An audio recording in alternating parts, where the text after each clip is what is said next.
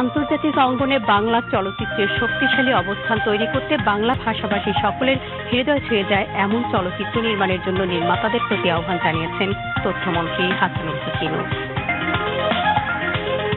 ইরাকে সিরিজ বোমা হামলায় 50 জনেরও বেশি নিহত এবং ফুটবল মহাযজ্ঞের বাকি আর মাত্র 4 দিন। বিশ্বের বিভিন্ন প্রান্ত থেকে ফুটবল প্রেমীরা জড়ো হচ্ছেন ব্রাজিলে। আসসালামু আলাইকুম। বিটিভি ও বিটিভি ওয়ার্ল্ডের দুপুরের সংবাদে আমন্ত্রণ জানাচ্ছি আমি শারমিন জাহান মেরি এবং সাংকেতিক ভাষায় আছেন আরিফুল ইসলাম। শুনছিলেন সংবাদ শিরোনাম, এবার বিস্তারিত। 6 দিনের সরকারি সফরে চীন অবস্থানরত প্রধানমন্ত্রী শেখ হাসিনা আজ কুনমিং থেকে দেশটির রাজধানী বেইজিং পৌঁছেছেন। চীনের প্রধানমন্ত্রী আমন্ত্রণে সফরের প্রথম পর্যায়ে শেখ হাসিনা কুনমিং যান। বেইজিং থেকে বিটিভির বিশেষ প্রতিনিধি সাখাওয়াত মুন জানিয়েছেন, প্রধানমন্ত্রী ও তার সফর সঙ্গীরা চায়না সাউদার্ন এয়ারলাইন্সের একটি বিমানে স্থানীয় সময় দুপুরে বেইজিং আন্তর্জাতিক বিমানবন্দরে অবতরণ করেন। বিমানবন্দরে চীনের উপপররাষ্ট্রমন্ত্রী লিউ ঝেনমিন প্রধানমন্ত্রীকে স্বাগত জানান। বিমানবন্দরে উষ্ণ অভ্যর্থনা শেষে প্রধানমন্ত্রীকে মোটর শোভাযাত্রা সহকারে বেইজিং এর দিয়াওইয়েতে রাষ্ট্রীয় অতিথি ভবনে নিয়ে যাওয়া হয়। বেইজিং অবস্থানকালে শেখ হাসিনা এখানেই অবস্থান করবেন। গত 6 জুন প্রধানমন্ত্রী শেখ হাসিনা 6 দিনের সরকারি সফরের প্রথম পর্যায়ে চীনের দক্ষিণ অঞ্চলের শহর কুনমিংয়ে পৌঁছান। এর আগে প্রধানমন্ত্রী শেখ হাসিনা স্থানীয় সময় সকালে বেইজিং এর উদ্দেশ্যে কুনমিংয়ের চ্যাংসুই আন্তর্জাতিক বিমানবন্দর ত্যাগ করেন। সফরের প্রথম পর্যায়ে কুনমিংয়ে অবস্থানকালে প্রধানমন্ত্রী দ্বিতীয় চীন দক্ষিণ এশিয়া প্রদর্শনীর উদ্বোধনী অনুষ্ঠানে বক্তব্য রাখেন। পাশাপাশি নবম চীন দক্ষিণ এশিয়া বিজনেস ফোরামে যোগদান ছাড়াও অন্যান্য কর্মসূচিতে অংশগ্রহণ করেন প্রধানমন্ত্রী। শেষ হল 4 দিনব্যাপী ডিজিটাল ওয়ার্ল্ডের প্রযুক্তি মেলা। শনিবার রাজধানীতে ডিজিটাল ওয়ার্ল্ড প্রদর্শনীর সমাপনী অনুষ্ঠানে ওয়াশিংটন থেকে স্কাইপের মাধ্যমে যোগ দেন প্রধানমন্ত্রীর তথ্য ও যোগাযোগ প্রযুক্তি উপদেষ্টা সজীব ওয়াজেদ জয়। অনুষ্ঠানে প্রধান অতিথি হিসেবে উপস্থিত ছিলেন অর্থমন্ত্রী আবুল মাল আব্দুল মুহিত। বিস্তারিত শেখ আলীর রিপোর্টে।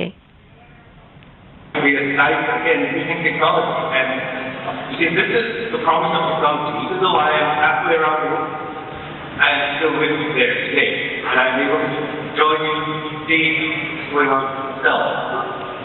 ভিশন 2021 প্রযুক্তি নির্ভর বাংলাদেশ গড়ার নির্বাচনী অঙ্গীকার নিয়ে 2009 সালের গণরায়ে প্রথমবার ক্ষমতায় এসেছিল বর্তমান সরকার। কিন্তু ফেলে আসা 5 বছরে তথ্য ও যোগাযোগ প্রযুক্তিতে কতটা এগিয়েছে দেশ, প্রযুক্তি নির্ভরতায় আর্থসামাজিক উন্নয়নের পারদ উঠেছে কতটুকু উচ্চতায়। গত বুধবার থেকে রাজধানীর বঙ্গবন্ধু আন্তর্জাতিক সম্মেলন কেন্দ্রে অনুষ্ঠিত হয়ে যাওয়া 4 দিনব্যাপী প্রযুক্তি মেলা ছিল তারই বাস্তব প্রতিচ্ছবি। তাই তো মেলার শেষ দিনেও দর্শকদের আগ্রহের কেন্দ্রবিন্দু ছিল দেশি বিদেশি উদ্যোক্তাদের উদ্ভাবিত নতুন নতুন প্রযুক্তির সেবাপণ্য। মোবাইলের যে নতুন অ্যাপসগুলো ওগুলো সমগ্র আইডিয়া নেওয়ার জন্য বেসিক্যালি আসে আর কি। এই ফেয়ারটা হওয়ার কারণে নিউ জেনারেশন যারা আছে এদের মধ্যে একটা ক্রিয়েটিভ মনোভাব তৈরি হবে টেকনোলজি নিয়ে। এবার কিন্তু প্রচুর যে সেমিনারগুলো ছিল সেই হিসাবে আমরা অনেক কিছু জানতে পেরেছি, আমরা অনেক দিক নির্দেশনা পেয়েছি।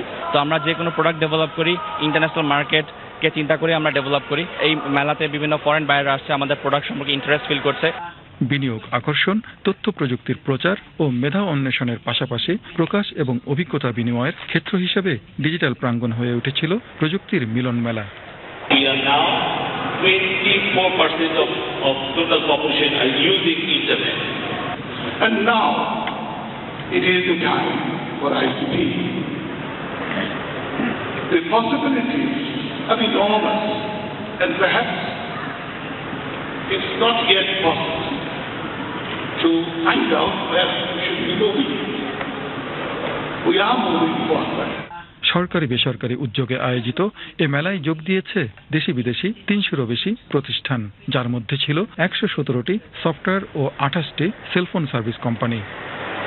সমাপনী অনুষ্ঠানে আরও উপস্থিত ছিলেন তথ্য ও যোগাযোগ মন্ত্রী আব্দুল লতিফ সিদ্দিকী, বিদ্যুৎ প্রতিমন্ত্রী নসরুল হামিদ, আইসিটি সচিব নজরুল ইসলাম খান সহ দেশি বিদেশি উদ্যোক্তারা। শেখ আলী, বাংলাদেশ টেলিভিশন। আন্তর্জাতিক অঙ্গনে বাংলা চলচ্চিত্রের শক্তিশালী অবস্থান তৈরি করতে বাংলা ভাষাভাষী সকলের হৃদয় ছুঁয়ে যায় এমন চলচ্চিত্র নির্মাণের জন্য নির্মাতাদের প্রতি আহ্বান জানিয়েছেন তথ্যমন্ত্রী হাসানুল হক ইনু। তিনি আজ জাতীয় জাদুঘরে বিজ্ঞাপন চিত্র নির্মাতা শাহ ফজলে রাব্বী ক্যান্সার আক্রান্ত মায়ের চিকিৎসার্থে আয়োজিত দুই বাংলার চলচ্চিত্র উৎসব মায়ের জন্য উদ্বোধনকালে এ আহ্বান জানান। মায়ের জন্য চলচ্চিত্র উৎসবের আহ্বায়ক নাসিরউদ্দিন ইউসুফ বাচ্চুর সভাপতিত্বে অনুষ্ঠানে বিজ্ঞাপন চিত্র নির্মাতা শাহ ফজলে রাব্বী, চলচ্চিত্র নির্মাতা মোর্শেদুল ইসলাম, ভারতীয় চলচ্চিত্র নির্মাতা গৌতম ঘোষ এবং বুদ্ধদেব দাশগুপ্ত বক্তৃতা করেন। ফজলে রাব্বীর মা শাহানারা বেগম ক্যান্সারে আক্রান্ত হয়ে দিল্লির রাজীব গান্ধী ক্যান্সার হাসপাতালে চিকিৎসাধীন। তার চিকিৎসার অর্থ জোগাতেই এই চলচ্চিত্র উৎসবের আয়োজন। চলচ্চিত্র উৎসবে মনের মানুষ, টেলিভিশন, গেরিলা, যুদ্ধ শিশু, শূন্য অঙ্ক সহ দুই বাংলার নির্বাচিত 9টি চলচ্চিত্র প্রদর্শিত হবে। প্রদর্শনীর উদ্বোধন করে তথ্যমন্ত্রী হাসানুল হক ইনু বলেন, একটি উদার গণতান্ত্রিক ও অসাম্প্রদায়িক দেশ গড়ে তুলতে সুস্থ ধারার চলচ্চিত্র নির্মাণ করতে হবে। চলচ্চিত্র উৎসবে প্রদর্শিত চলচ্চিত্রগুলো দেখে রাব্বীর মায়ের চিকিৎসায় সহযোগিতা করার জন্য সকলের প্রতি আহ্বান জানান তথ্যমন্ত্রী হাসানুল হক ইনু। একটা পথ নকশা করেন, যে পথ নকশায় আমি যদি হাঁটি তাহলে 35 কোটি বাংলা ভাষাভাষীর আত্মাটা ছুঁয়ে যেতে পারি, আত্মাটা স্পর্শ করতে পারি। তবেই কেবল আমার মনে হয় বাংলার চলচ্চিত্রের, বাংলা ভাষার চলচ্চিত্রের একটা নবজাগরণের সূত্রপাত হবে।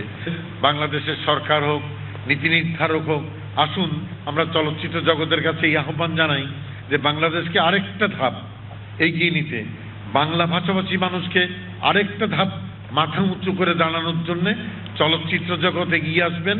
কুসংস্কার থেকে, গোঁড়ামি থেকে, সাম্প্রদায়িকতাকে, জঙ্গিবাদী তৎপরতা থেকে বেরিয়ে আসতে সাহায্য করবেন, বর্জন করার শক্তি অর্জন করতে সাহায্য করবেন এবং একটি উদার গণতান্ত্রিক, অসাম্প্রদায়িক, বৈষম্যহীন একটা সমাজ নির্মাণের প্রেরণা দিবেন।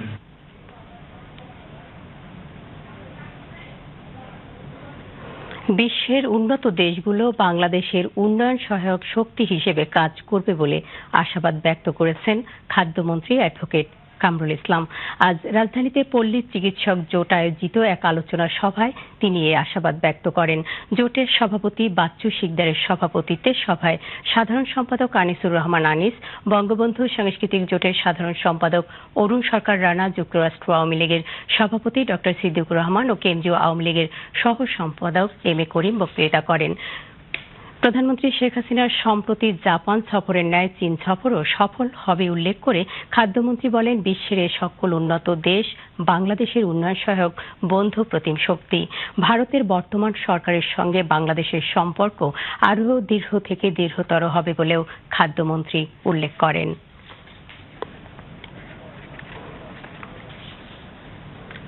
মন্ত্রীর ফলপ্রসূ জাপান সফর, আবার চীন সফরে গেছেন তিনি। করার, সংলাপ করার, বহু লবিং করার চেষ্টা করেছেন আপনারা, কোনো ফায়দা হয় নাই। কোন বিদেশি বন্ধু আপনাদের সহযোগিতায় আপনাদের ফাঁদে পা দেয় নাই, বরং বিদেশি বন্ধুরা বর্তমান সরকারকে তাদের সহযোগিতার হাত প্রসারিত করেছে। তারা আমাদের সাথে আছে, আপনাদের সাথে নাই। আপনারা কেবলমাত্র বিদেশি বন্ধুদের পেছনেই ঘুরতে থাকেন।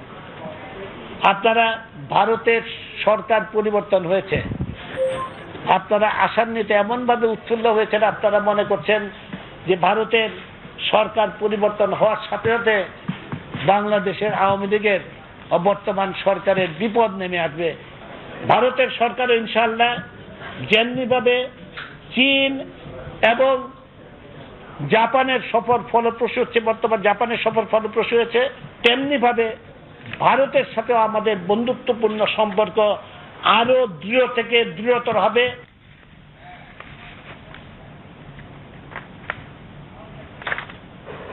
শেখ হাসিনা ও খালেদা জিয়াকে এক পাল্লায় মেপে ভারসাম্য বজায় রাখা মানেই জঙ্গিবাদীদের সমর্থন করা। এই নীতি থেকে সাংবাদিকদের বেরিয়ে আসার আহ্বান জানিয়েছেন তথ্যমন্ত্রী হাসানুল হক ইনু। তিনি গত রাতে পাবনার প্রেস ক্লাব মিলনায়তনে এক মতবিনিময় সভায় এই আহ্বান জানান। প্রেস ক্লাবের সভাপতি রবিউল ইসলাম রাব্বির সভাপতিত্বে সভায় অন্যান্যের মধ্যে জাতীয় নারী জোটের আহ্বায়ক আফরোজা হক রিনা, প্রবীণ সাংবাদিক ও কলামিস্ট রনেশ মৈত্র ও সেক্রেটারি আহমেদ হক রানা ও জাসদের কেন্দ্রীয় সাংগঠনিক সম্পাদক ওবায়দুর রহমান চুন্নু সহ প্রেস ক্লাবের সাংবাদিক বৃন্দ উপস্থিত ছিলেন। হাসানুল হক ইনু বলেন, স্থানীয় সংস্কৃতির বিকাশ ঘটাতে 2015 সালের মধ্যে প্রতিটি বিভাগে টেলিভিশন সেল চালু করা হবে। তথ্যমন্ত্রী বলেন, গণমাধ্যমের সুষ্ঠু বিকাশের জন্য সকল অবকাঠামো তৈরি করছে বর্তমান সরকার। বাংলাদেশ আওয়ামী লীগের প্রচার ও প্রকাশনা সম্পাদক ডক্টর হাসান মাহমুদ বলেছেন, দীর্ঘ সংগ্রামের মধ্য দিয়ে জাতির পিতা বঙ্গবন্ধু শেখ মুজিবুর রহমান ঘুমন্ত বাঙালি জাতিকে মুক্তির সংগ্রামে উদ্বুদ্ধ করে তোলেন। আজ রাজধানীর ডিপ্লোমা ইঞ্জিনিয়ারিং ইনস্টিটিউটে আওয়ামী মুক্তিযোদ্ধা প্রজন্ম লীগ আয়োজিত ঐতিহাসিক 6 দফা ও চলমান রাজনীতি শীর্ষক আলোচনা সভায় হাসান মাহমুদ একথা বলেন। আওয়ামী মুক্তিযোদ্ধা প্রজন্ম লীগ ঢাকা মহানগর দক্ষিণের সভাপতি মোহাম্মদ বাচ্চু মিয়ার সভাপতিত্বে সভায় ঢাকা মহানগর আওয়ামী লীগের সিনিয়র সহ সভাপতি ফয়েজউদ্দিন মিয়া, আওয়ামী লীগ উপকমিটির সহ সম্পাদক অ্যাডভোকেট বলরাম পোদ্দার ও মোহাম্মদ আসাদুজ্জামান দুর্জয় সহ আয়োজক সংগঠনের নেতৃবৃন্দ বক্তৃতা করেন। হাসান মাহমুদ বলেন, স্বাধীনতা পূর্ববর্তী আন্দোলনের মাইল ফলকগুলোকে যারা স্বীকৃতি না দিয়ে মুক্তিযোদ্ধাদের বিরুদ্ধে অস্ত্র তুলে নিয়েছে, তাদের আশ্রয় প্রশ্রয় দিয়ে বিএনপি বাংলাদেশের স্বাধীনতাকে ভুলুণ্ঠিত করেছে। এবারে কৃষি সংবাদ।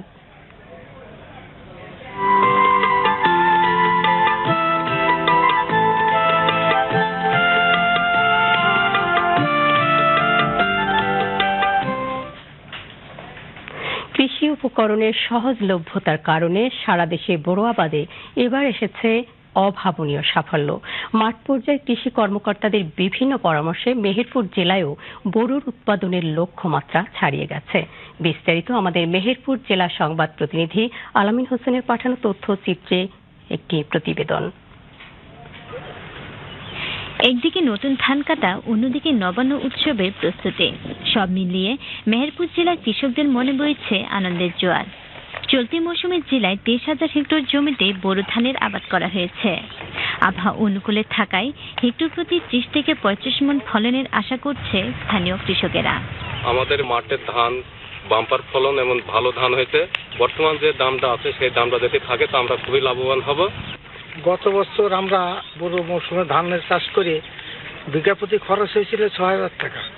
এবছর সে তুলনায় অনাবৃষ্টির কারণে আমাদের এবার খরচটা বেড়ে গেছে, তেলের খরচ বেড়ে গেছে।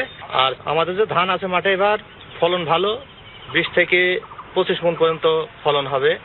জেলার ধানের উৎপাদন বৃদ্ধি এবং কৃষি আবাদকে আরো সম্প্রসারিত করার লক্ষ্যে কৃষি কর্মকর্তারা নিরলসভাবে কাজ করে যাচ্ছে। 20 থেকে 25,000 হেক্টর জমিতে ধানের আবাদ হয়েছে। সবচেয়ে আবহাওয়া ভালো থাকাতে এবার ধানের বাম্পার ফলন। আমার মনে হয় কৃষকরা দাম পেলে পারে আরো বেশি ধানের দিকে আগ্রহ হবে। কৃষি বিভাগের সার্বিক সহায়তা অব্যাহত থাকলে আগামীতে জেলায় বোরো আবাদ বৃদ্ধি পাবার পাশাপাশি বেকার কৃষকদের কর্মসংস্থানেরও সুযোগ হবে। নুরুন্নাহার লিজা, বাংলাদেশ টেলিভিশন। তথ্য মন্ত্রণালয়ের অতিরিক্ত সচিব খলিলুর রহমান, সাবেক প্রধান তথ্য কর্মকর্তা আমিনুল ইসলাম, প্রশাসনিক কর্মকর্তা মনোয়ারা বেগম, অফিস সহকারী আম্বিয়া খাতুন ও মোহাম্মদ হানিফের বিদায় উপলক্ষে আজ মন্ত্রণালয়ের সভাকক্ষে এক বিদায়ী সম্বর্ধনা অনুষ্ঠানের আয়োজন করা হয়। অনুষ্ঠানের প্রধান অতিথি হিসেবে উপস্থিত ছিলেন তথ্যমন্ত্রী হাসানুল হক ইনু। অনুষ্ঠানে অন্যান্যের মধ্যে তথ্য সচিব মর্তুজা আহমদ, অতিরিক্ত সচিব এস.এম. হারুনা রশিদ, বাংলাদেশ টেলিভিশনের মহাপরিচালক আব্দুল মান্নান ও বাংলাদেশ সংবাদ সংস্থার ব্যবস্থাপনা পরিচালক আবুল কালাম আজাদ সহ ও তথ্য মন্ত্রণালয়ের কর্মকর্তা ও কর্মচারীবৃন্দ উপস্থিত ছিলেন। তথ্যমন্ত্রী বলেন, ঊর্ধ্বতনের প্রতি সম্মান ও অধস্তনের প্রতি স্নেহ, এই দুইয়ের সমন্বয় ও সহযোগিতার মাধ্যমে সঠিক কর্মপরিবেশ নিশ্চিত হয়। তিনি বলেন, প্রজাতন্ত্রের কর্মকর্তারা সংবিধান ও আইন দ্বারা পরিচালিত হবেন, তাহলে দেশ এগিয়ে যাবে। মুখ দেখে দল দেখে কাজ করা উচিত নয় বলে মন্তব্য করেন তিনি। এবার রয়েছে বিরতির পর থাকছে খেলাধুলা সহ অন্যান্য খবর।